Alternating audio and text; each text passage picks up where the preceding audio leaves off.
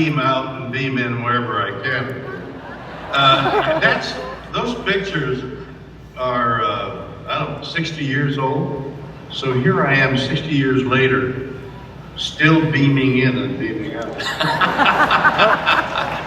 You know, when we spoke last, you said something to me that was absolutely incredible, that is so relevant to our entrepreneurs. And it was how when you were first getting started, the only possibility for your life was to be an actor. What you said was so beautiful. Well, then say it. I'd rather have you say it. I must have said something along the line that I never considered any other profession. I was 6 years old and at a camp play, and things they wrote for me to say, I made the audience cry, and my father picked me up and said, this is my boy Bill, and at 6 to look out at the audience and I made them cry and fall in love with me. And so I never thought of anything else but being an actor. It never occurred to me to do anything else. That's a gift and probably a curse as well. Well, yes, that's exactly what you said. It was in the context of you had gotten off of Star Trek in the 60s, and some people thought you would be typecast and you wouldn't be able to get another role. And I asked you, how did you get through those difficult times? Did you ever think about giving up on acting? Yeah, well, there was a time when people who were popular in television series, when the series was over, the people who cast and hired must have thought that's enough of that for a while. So, it took 2-3 years for you to attach yourself to that popularity. As it turns out, they were wrong, and an actor by the name of Steve McQueen was in the series, and he went right into big movies, and they suddenly everyone thought, oh, well, he can go right into big movies. So that idea waned and left us. When I finished Star Trek, I put together theatrical productions, and toured in theatrical productions of one thing or another, and made my way along. And finally, I was involved in television series, and of course other movies. But the idea of giving up never occurred to me, and that may be stupid and not resilient, because so many people in so many professions, but particularly I'm aware of actors in the show business, go through a period in their lives.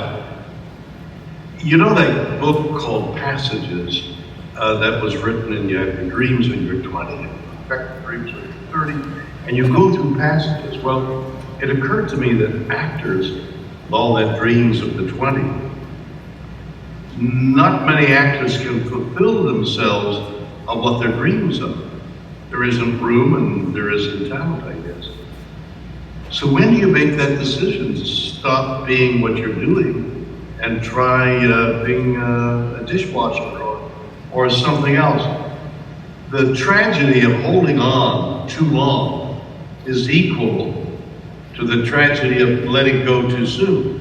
And what the formula is as to when to do what, that's a personal choice and nobody knows the answer.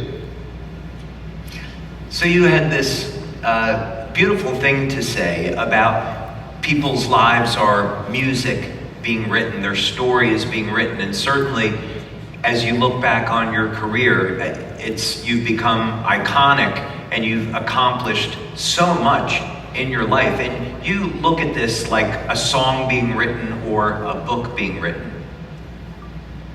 Well, I do. I have professed the idea, not an original one, but something that makes a great deal of sense to me, is that we are writing our book of life. We are living and writing our book of life. My appearance here this morning and learning about that water, and I know a great deal, well, I know a great deal about hydration, because if I don't hydrate enough, you feel weak and dizzy, and then just some water, some water re-energizes you, and you realize your body works on certain principles. These are the things you learn as you go along, and when to know what's valid for you and what's not valid for you is a personal choice. For example, that water machine sounds like a great idea. I'm fully cognizant of hydration. I have felt the weakness of lack of hydration. I've done some study of mitochondria and its energetic propulsion of cellular life. I'm acquainted with all that and try and lead my life with that knowledge. What I guess I'm saying to you is we all need to continue our education, personal education, and make decisions on our life based on what it is we're acquiring. We're not born with this knowledge. We have to acquire it. So things like what you are doing, this new technology that we're all on the lip of, as we all know, technological advance in the next 10 years will be profound.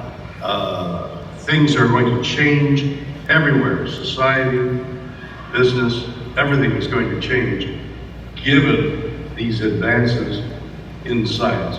My being with you today is just the beginning of a personal appearance, for example.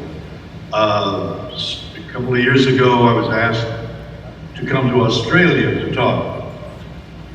It wasn't in my schedule, but using this technology, I beamed into Australia and talked and had fun with a group of people for half an hour.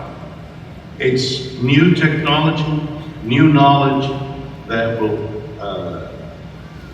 propel us, and we must be aware and stay aware of stuff like we're talking about this morning.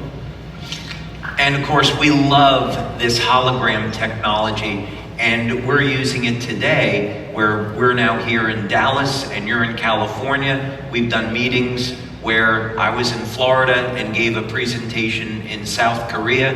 What are some, you love to look towards the future, and I know you're a fantastic writer. What's something about the future that you're really looking forward to that maybe we don't have today? Well, I'm of a certain age, and gosh, I was at lunch with my granddaughter yesterday, and I'm saying to her,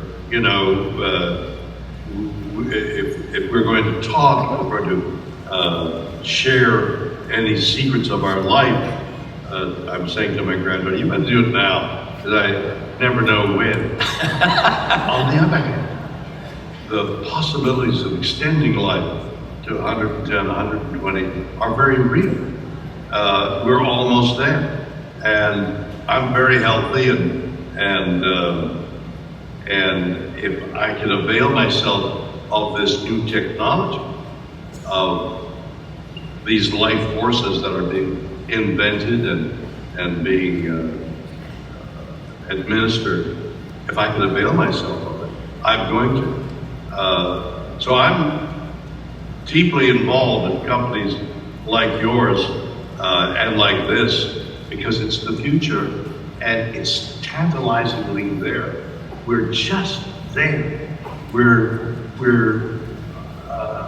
making it. AI is just coming in. We have no idea of what artificial intelligence is going to do to our lives, our social and personal, business and romantic lives. We have no idea what's about to happen. We have some conjecture, but it changes every day. Well, I think speaking for the Lifewave community, we would like to keep you around for many, many years to come.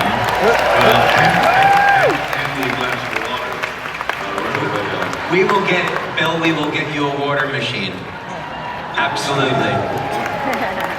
So thank you for spending time with us. What a gift for you to be here. Thank you so much for being here with us. Working on the answers of technology. Thank you so much. Thank you. William Shatner, everybody.